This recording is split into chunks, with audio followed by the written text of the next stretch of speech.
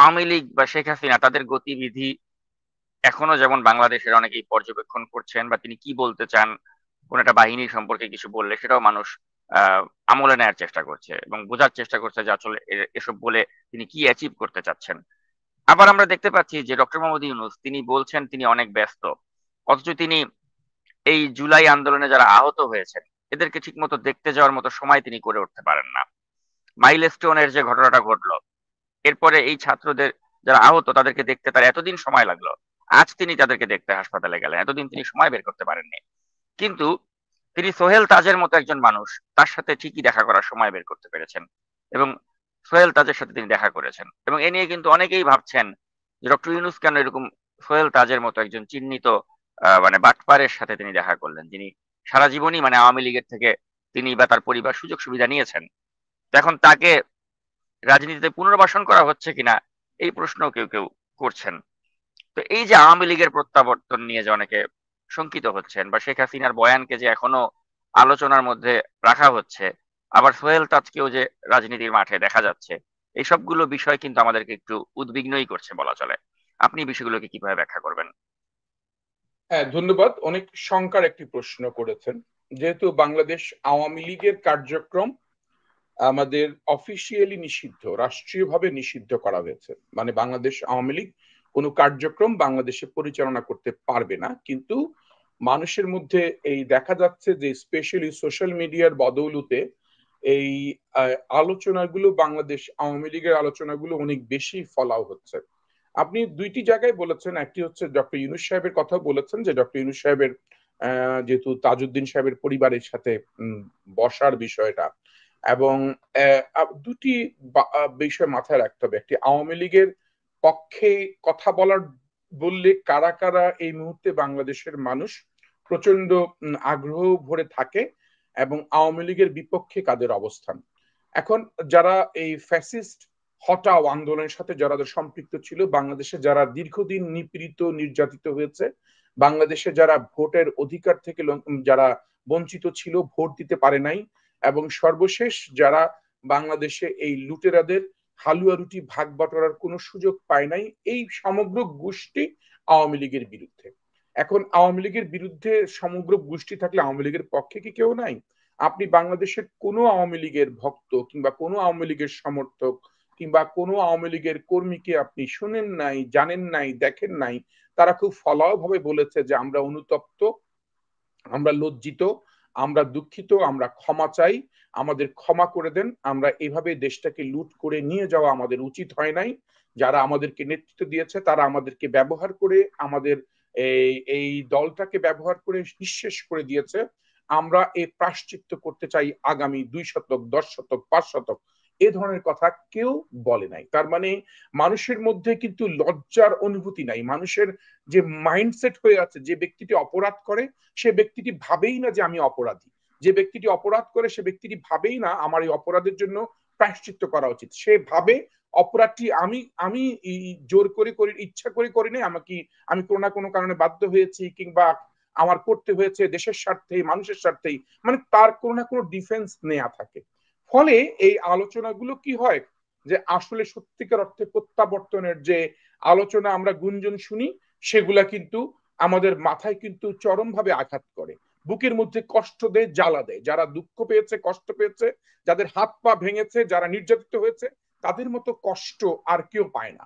কিন্তু যারা ধরেন সুবিধাবাদী কিছু লোকজন যারা রাজনীতি করে শুধুমাত্র কথার কারণে রাজনীতি, তারা কিন্তু আবার অপচেষ্টা করে আওয়ামী লীগের লোকজনদের সাথে আতাত করে সম্পর্ক রেখে, এবং যেই সুযোগগুলা মিডিয়াতেও আমি অনেক সাংবাদিকদেরকে দেখেছি আওয়ামী লীগদেরকে প্রত্যাবর্তন করার জন্য অনেক ইনিয়ে বিনিয়ে বিভিন্ন ভাবে আওয়ামী লীগকে আবার এগিয়ে নিয়ে আসতে চায়। এই সকল এই হলুদ সাংবাদিক, যে সকল সাংবাদিক, কথিত সাংবাদিক, তারাও কিন্তু এমন একটি বয়ান তৈরি করার চেষ্টা করে যে আওয়ামী লীগ কোনোভাবে অন্যায় করে নাই। তাহলে আওয়ামী লীগকে কিভাবে আনার চেষ্টা করছে? আওয়ামী লীগকে আনার চেষ্টা করছে ভিকটিম কার্ড খেলে, মানে আওয়ামী লীগ ভিকটিম। এখন এইটা যতটা যারা বোঝানোর চেষ্টা করবে, এখন কি কি ভাবে বোঝানোর চেষ্টা করে, আপনি আল জাজিরার নিশ্চয়ই আপনি দেখেছেন, পুরো ডকুমেন্টারিটাই আপনি দেখেছেন, আপনি বিবিসির ডকুমেন্টারি দেখেছেন, খুব শীঘ্রই ভয়েস অফ আমেরিকার আরেকটি ডকুমেন্টারি আসতেছে।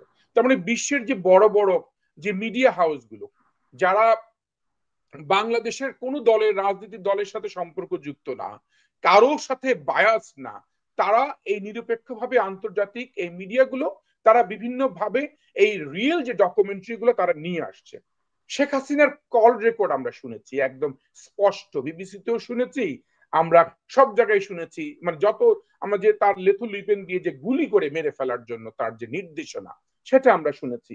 আমরা সালমান এফ রহমানের সাথে তার কথোপকথন যেখানে হয়েছে, কিংবা পুলিশের প্রধানকে যেভাবে বলা হয়েছিল যে যাতে কোনোভাবে আবু সাইদের ময়না তদন্তের যাতে লুকিয়ে রাখার যে হুমকি, এবং আমরা আমরা এই ডকুমেন্টারি গুলোতে যখন দেখি আমরা এই বীর গাথা মানুষের যে বীরত্বের কথা আমরা শুনি, তাদের বীরত্বের যে ইতিহাস আমরা দেখতে পাই, যেমন আবু সাইদের বীরত্বের যে সিরিজ গুলো আমরা দেখেছি, আমরা এই সিরিজ গুলো দেখে আমাদের মনের মধ্যে অনুভূত হয় কিনা এই মানুষগুলো আমাদের জন্য, আমাদেরকে বাঁচানোর জন্য, আমাদেরকে রক্ষা করার জন্য আত্মহতি দিয়েছে। শুধু আমাদের দেশটাকে রক্ষা করার জন্য, আমাদের দেশটাকে ফ্যাসিস্ট মুক্ত করার জন্য তারা তাদের জীবনকে বাজি রেখেছে। আমরা এগুলো তখন মাথায় আনি কিনা, যখনই আওয়ামী লীগ আসবে মাথার মধ্যে তখন আমাদের মধ্যে এই ভাবনাগুলো আসে কিনা। আপনি দেখেন শেখ হাসিনা তার 48টা 49টি টেলিফোন ব্যবহার করতো, সে বিভিন্ন ফোনে কথা বলতো, সেগুলো খুব স্পষ্ট বের হয়ে আসছে। তার মানে আমাদের এই কথাগুলো এখন বয়ান হচ্ছে কিভাবে তাহলে? বয়ান হচ্ছে দেখেন সাংবাদিকরা নিয়ে আসছে, কিছু কিছু কথিত বুদ্ধিজীবীরা নিয়ে আসছে যে হ্যাঁ, আরেকটি আওয়ামী লীগের লোকদেরকে জেল হত্যার মতন আরেকটি কাজ করা হচ্ছে, সবাইকে নিয়ে আসা হচ্ছে যে ঢাকার জেলখানায় আনা হচ্ছে, কেরানীগঞ্জের জেলখানায়। ইতিমধ্যে 108টি আরে ভাই, মানে 3রা নভেম্বর কি বলে কয়ে এর আগের দিন বলে জেল হত্যা করা হয়েছিল, বা আগের জানান দিয়ে সবাই জানতে পেরেছে জেল হত্যা হয়েছে। তার মানে এগুলো কি আওয়ামী লীগের লোকজনদের মধ্যে একটা উস্কানি তৈরি করা, একটা অনুভূতি তৈরি করা, একটা তাদের মধ্যে একটা একটা বিপ্লবী চেতনা আনা, এট দ্য সেম টাইম একটা ভিকটিম কার্ড হিসেবে খেলা। আপনি দেখেন হঠাৎ করে আপনি দেখবেন যে আওয়ামী লীগের অফিসে পরিষ্কার পরিচ্ছন্নতার কাজ চলছে, পরিষ্কার পরিচ্ছন্ন। এই আওয়ামী লীগের অফিসটি যখনই মানুষ দেখবে তখনই আওয়ামী লীগের লোকদের মধ্যে কিন্তু আরেকটি ভিকটিম কার্ড এবং আরেকটি আলোচনার জায়গায় নিয়ে আসা, যে আলোচনার জায়গাটা না দেখা যাচ্ছে একটা সাইনবোর্ড লাগানো কিংবা কিংবা ব্যানার লাগানো, কি আন্তর্জাতিক ফ্যাসিজম ও গণহত্যা গবেষণা ইনস্টিটিউট। কে ভাই, কারা করছে এটা, কেন?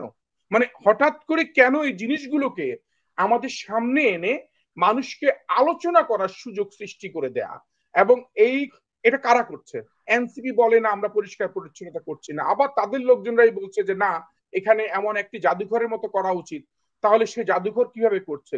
আপনি যদি দেখেন গণভবনকে জাদুঘর করা হচ্ছে, গণভবনকে যদি জাদুঘর করা হয় সেখানে কারা এই কাজ করছে? 111 কোটি টাকা বরাদ্দ করা হয়েছে, যেখানে বলা হচ্ছে যেভাবে ভাঙা হয়েছে সব সেভাবেই থাকবে, সেটাই হবে, প্রচার হবে, সেটাই মানুষ দেখতে আসবে যে কিভাবে একটা ফ্যাসিস্টকে বিদায় করা হয়েছে।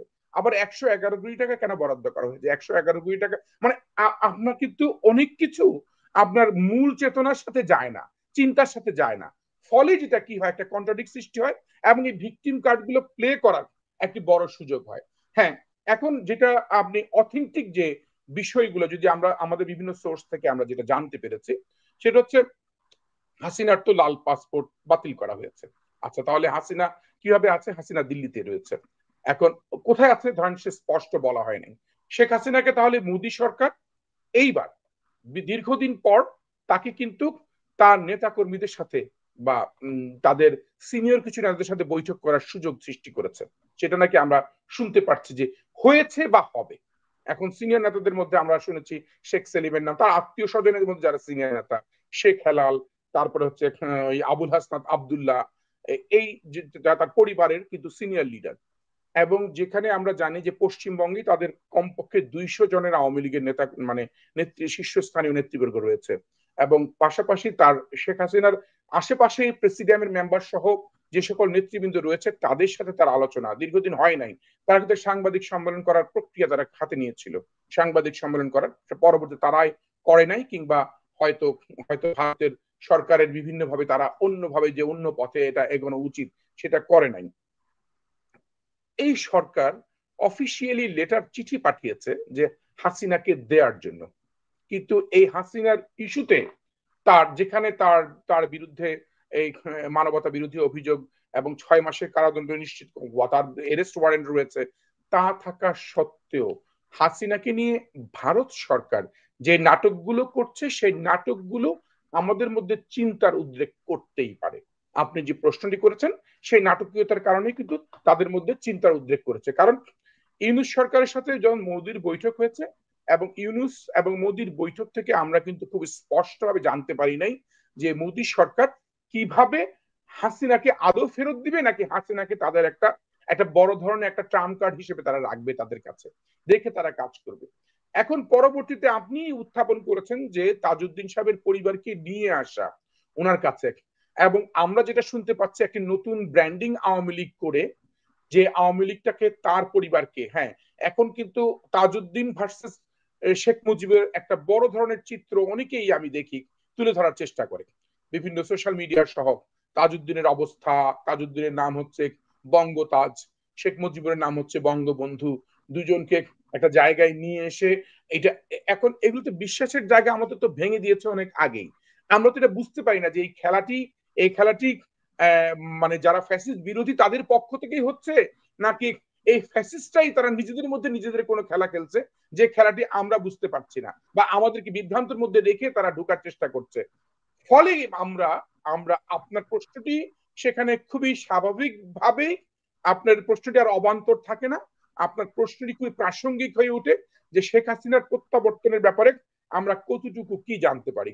কারণ শেখ হাসিনা ইতিমধ্যে কিন্তু তার তো যে চোখের সমস্যা কানের সমস্যার জন্য যুক্তরাষ্ট্রের ডাক্তারদের সাথে অলরেডি তার কাগজপত্র কথা শুরু হয়েছে, এবং যুক্তরাজ্যেও তার যে চিকিৎসা হয়েছে সেখান থেকেও তার রিপোর্ট আনা হয়েছে। এবং এই সবগুলোর জন্য তারা যে কাজগুলো করছে, এবং আমরা ঈদুল আজহাতে দেখেছি যে সজীব ওয়াজেদ জয় আমেরিকা থেকে সে তার আমেরিকান পাসপোর্ট নিয়েই সে তার মায়ের সাথে দেখা করতে যায়, এবং পুতুলও সেখানে চলে আসে। ফলে তারা পারিবারিকভাবে একটা বন্ধনের সুযোগ পায়, এবং একজন ফেরারি আসামি দেশ পলাতক ব্যক্তি হওয়া সত্ত্বেও ভারতের সার্বিক সহযোগিতায় এবং মিটিং করার সুযোগ সুবিধা সব মিলিয়ে কিন্তু এটা একটি বড় ধরনের ষড়যন্ত্রের অংশ। কিন্তু এই ষড়যন্ত্রের অংশটাকে যদি কেউ প্রত্যাবর্তনের অংশ মনে করে, ষড়যন্ত্র একটি জিনিস আর প্রত্যাবর্তন আরেকটি জিনিস। ষড়যন্ত্রকারীরা ষড়যন্ত্র করবে দেশের বিরুদ্ধে, ষড়যন্ত্রকারীরা ষড়যন্ত্র করবে অগ্রযাত্রার বিরুদ্ধে। আর প্রত্যাবর্তন হয় কখন? প্রত্যাবর্তন হয় যারা অগ্রযাত্রার অংশ হয়। যেহেতু তারা অগ্রযাত্রার অংশ না, তারা যেহেতু দেশটাকে বাংলাদেশটাকে বিশ্বের বুকে এমন ভাবে একটা অমানবিক রাষ্ট্র হিসেবে পরিচিত করেছে তারা, সেই রাষ্ট্রের দায় দায়িত্ব কিংবা রাষ্ট্রের রাজনীতি করার অধিকার তারা রাখে না।